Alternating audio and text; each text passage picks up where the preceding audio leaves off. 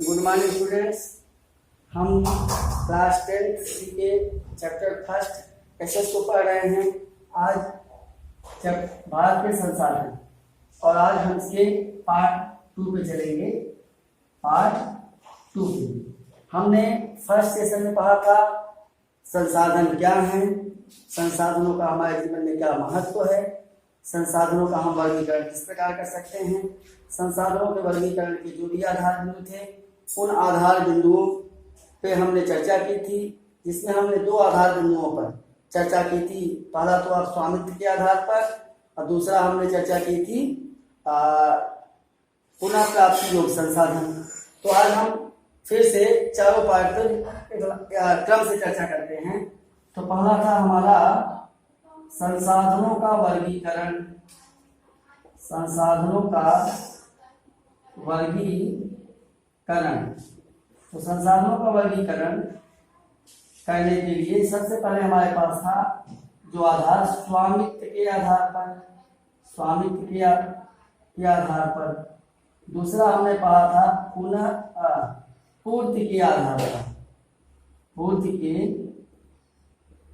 आधार पर। तीसरा हमने पढ़ा था वितरण के आधार पर, वितरण के आधार पर। और चौथा हम लोगों ने पढ़ा था प्रयोग के आधार पर। इस प्रकार प्रयोग के आधार पर, इस प्रकार हमारे 4 आधार बिंदु हैं।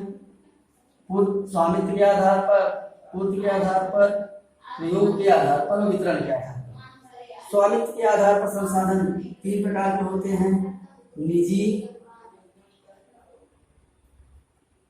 दूसरा हो जाएगा आपका राष्ट्रीय और तीसरा हो जाएगा आपका वैश्विक। निजी अर्थात ऐसे संसाधन, मैंने कल भी चर्चा की थी, ऐसे संसाधन जो केवल एक निजी व्यक्ति के होते हैं, जैसे स्वयं का भवन। राष्ट्रीय संसाधन भवन हो गया, स्वयं की भूमि हो गई, अपनी कोई भी संपत्ति है वह संपत्ति हमारे निजी संसाधन में आएगी। राष्ट्रीय संसाधन ऐसे संसाधन जिनका उपयोग राष्ट्रीय स्तर पर किया जा रहा है और ये पब्लिक जो है पब्लिक भी इसका उपयोग कर सकते हैं। जिसे हम बोल सकते हैं अस्पताल, बैंक। और वैश्विक संसाधन ऐसे संसाधन जिनका उपयोग एक राष्ट्र के अलावा अन्य राष्ट्र भी कर रहे हैं, जैसे महासागर। महासागरों पर हर राष्ट्र का अपना एक अधिकार क्षेत्र है, लेकिन संयुक्त रूप से महासागरों का इस्तेमाल सभी देश कर रहे हैं। तो ये हो गया महासागर। अब हम बात करते हैं पूर्ति के आधार पर। तो पूर्ति के आधार संसाधन 4 प्रकार के होते हैं। एक होता है आपका पुनः पूर्ति योग्य संसाधन, पुनः पूर्ति योग्य संसाधन। दूसरा होता है आपका पुनः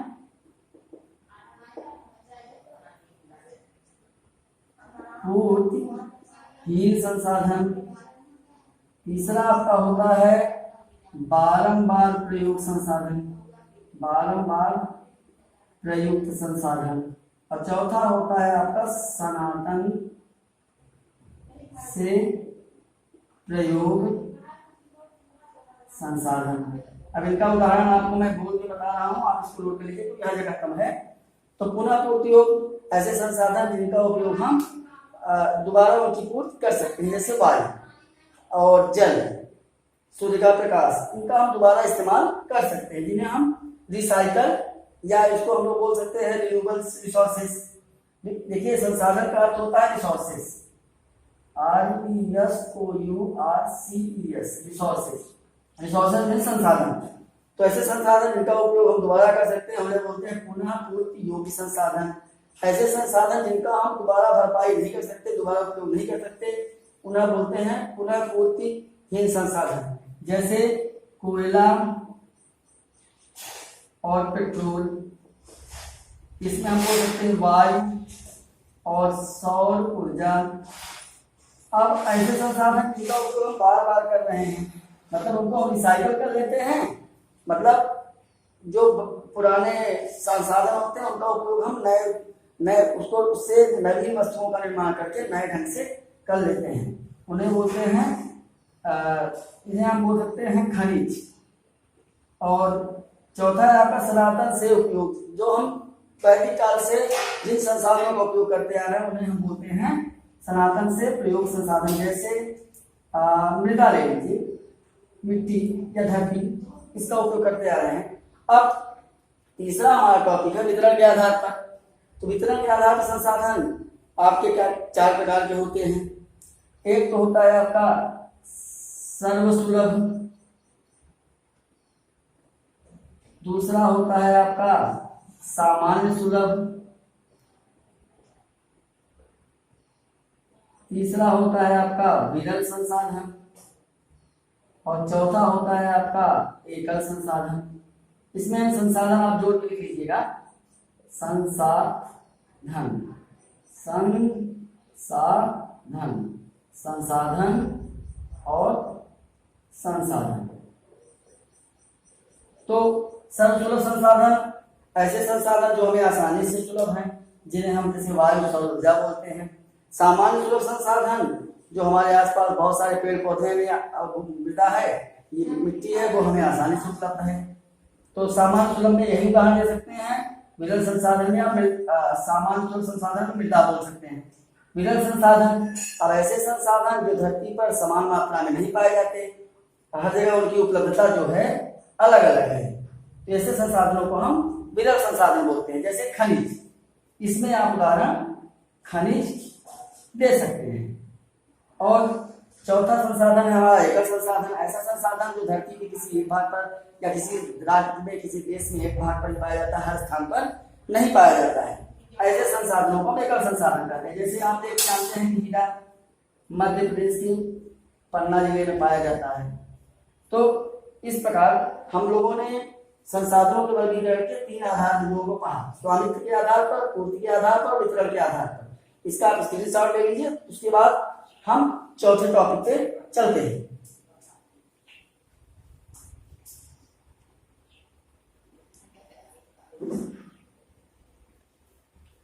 ठीक है, मैं इसको मिटा रहा हूं।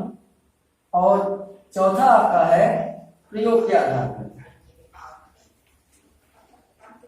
प्रयोग के आधार पर जो संसाधन होते हैं वो आपके 4 प्रकार के होते हैं।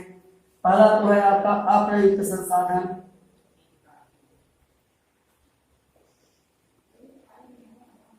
दूसरा है आपका प्रयुक्त संसाधन,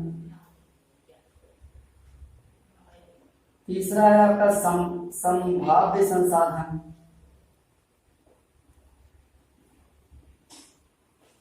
और चौथा आपका है गुप्त संसाधन।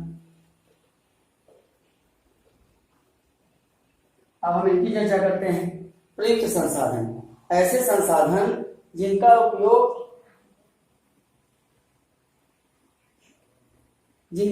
हम लोगों ने आज तक किया नहीं, मतलब ऐसे संसाधन जिनका प्रयोग आज तक नहीं किया गया है। जब तक उसका प्रयोग, कोई संसाधन है जब तक उसका प्रयोग नहीं किया जाता उससे हम अप्रयुक्त संसाधन बोलते हैं, अर्थात उसका उपयोग किया ही नहीं गया। अप्रयुक्त संसाधन ऐसे संसाधन जिनका उपयोग हमने कर लिया है, इसे हम प्रयुक्त संसाधन बोलते हैं। तीसरा है संभाव्य संसाधन, ऐसे संसाधन जिनका उपयोग मनुष्य भविष्य में करेगा, अभी किया नहीं है लेकिन भविष्य में करेगा। गुप्त संसाधन ऐसे संसाधन जिनकी मनुष्य को कोई जानकारी नहीं है और भविष्य तो नहीं कर सकता मैं, लेकिन आज तक मनुष्य को उसकी जानकारी नहीं हुई। वर्तमान तक जिस संसाधन की मनुष्य को जानकारी नहीं होती उसे हम गुप्त संसाधन कहते हैं। जैसे अप्रयुक्त संसाधनों में कुछ संसाधन ऐसे हैं, तो मतलब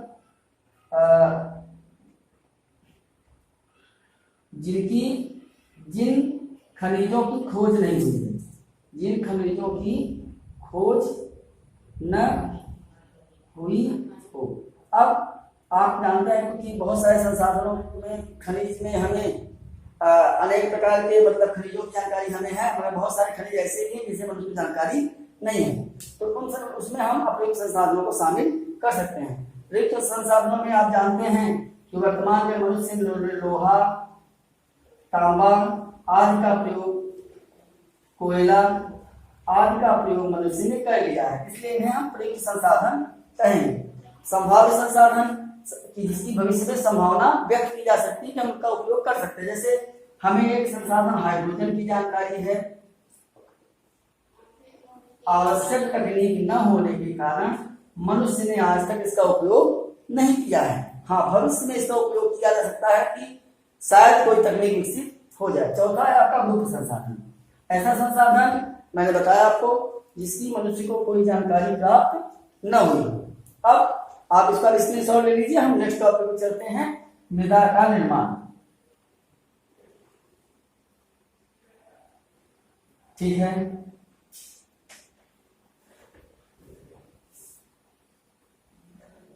नेक्स्ट टॉपिक पे चलने के पहले मैं ध्यान कहूंगा कि आप इसको इस ग्राफिकल रिप्रेजेंटेशन को ध्यान से समझिएगा और ध्यान से इसको नोट डाउन करिएगा।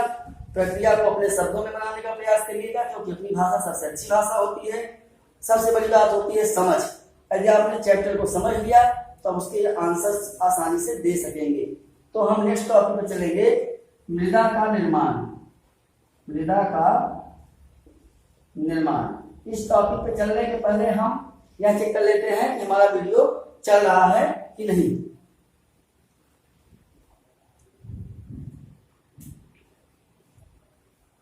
तो मृदा का निर्माण समझने के लिए सबसे पहले हमें इसे हमें डायग्राम के माध्यम से समझते हैं। मान लीजिए धरती है, धरती की ऊपरी परत है, इसके ऊपर अनेक प्रकार के पेड़ पौधे पाए जाते हैं, अनेक प्रकार के पहाड़ पाए जाते हैं और उनमें क्या पाई जाती है, चट्टानें पाई जाती हैं। यहाँ इसको बिता देते हैं थोड़ा सा। ये हो गई हमारी चट्टान, ये धरती हो गई। अब सूर्य का प्रकाश, यहाँ सूर्य हो गया, हम कहते हैं यहाँ पर मान लीजिए बादल है, ये हो गया आपका सूर्य और ये हो गया आपका बादल। सूर्य से इन चट्टानों को क्या प्राप्त होगी, गर्मी प्राप्त होगी, और बादलों से ठंडक प्राप्त होगी। अब इस डायग्राम को समझने का प्रयास करिए कि मैंने क्यों बनाया है कि जब सूर्य का प्रकाश किसी धरती की सतह पर पाए जाने वाले चट्टानों पर पड़ती है तो चट्टानें गर्म हो जाती हैं, और जब बादल से जो वर्षा प्राप्त होती है उससे ये चट्टानें ठंडी होती हैं। बार बार ठंडे और गर्म होने की प्रक्रिया के दौरान ये चट्टानें टूटने लगती हैं और टूट करके ये छोटे छोटे कणों में विभक्त हो जाती हैं। अब इन कणों में पेड़ पौधों की पत्तियां, जीव जंतुओं के सड़े अवशेष प्राप्त होते हैं, इसमें मिल जाते हैं। और मिलने के बाद ये अवशेष किस में बदल जाते हैं, ह्यूमस में, और यही इसी ह्यूमस से मृदा का और ये ह्यूमस जब इन चट्टानों के घरों से मिल जाते हैं, इससे मृदा का निर्माण होता है। ठीक है, इसको आप नोट डाउन करिए।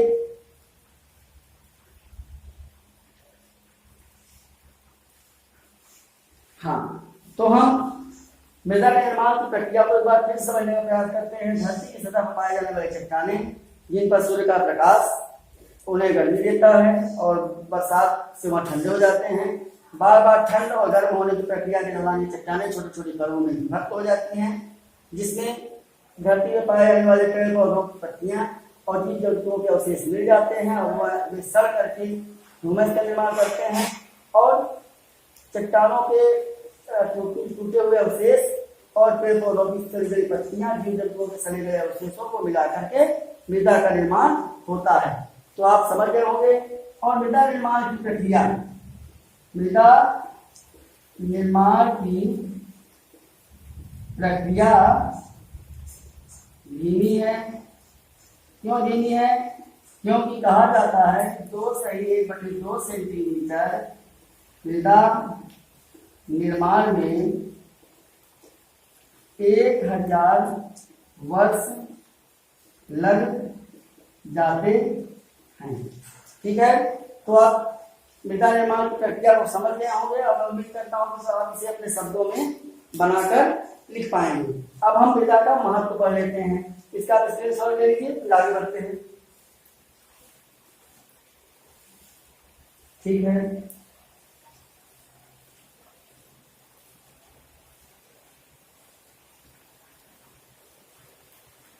देखिए मृदा का जो कार्य है, मिट्टी का जो कार्य है वही मृदा का महत्व है। मृदा का महत्व, जैसे मिट्टी से बर्तन बनाया जाता है तो बर्तन हमारे उपयोग में आता है, यही मृदा का महत्व है। मृदा का उपयोग मिट्टी बनाने में किया जाता है, इसलिए मिट्टी के बर्तन बनाने में प्रयोग किया जाता है, इसलिए मृदा का महत्व है। तो अब मृदा के महत्व का, मृदा का जो महत्व है इससे हम कई बिंदुओं को समझ सकते हैं। जैसे मृदा का जो सबसे ज्यादा महत्व है, मृदा का महत्व सबसे ज्यादा किसके लिए है? किसानों के लिए। सबसे ज्यादा किसानों के लिए है,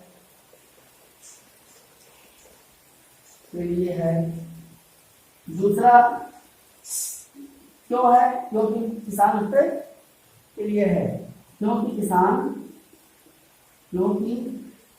कृषि कार्य मृदा से ही होते हैं।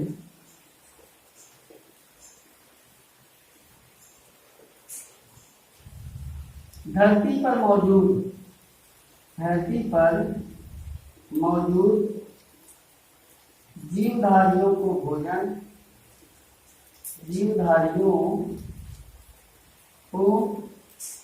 भोजन मृदा द्वारा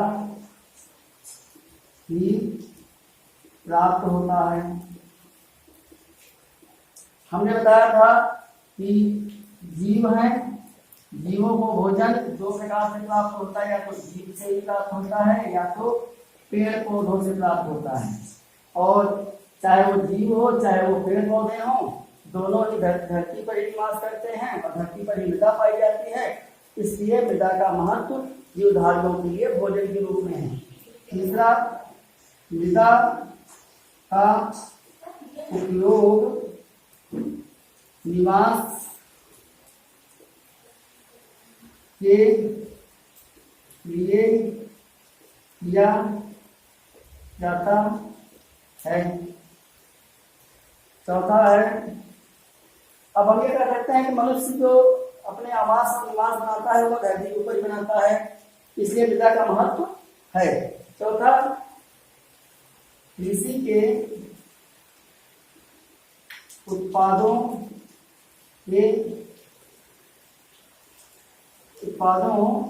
पर ही हमारे बड़े से बड़े उद्योग आश्रित हैं।